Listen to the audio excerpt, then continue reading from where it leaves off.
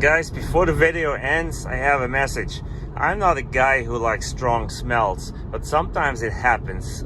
You leave your food in the car and it smells nasty. The kids are farting all the time, it smells nasty. So what really helps is that air freshener that I reviewed a short while ago. It's the Daily Lab air freshener and it's right here.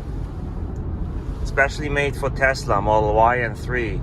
And if you are interested in it, go check out my video and check out the discount link and code in the description. Thank you.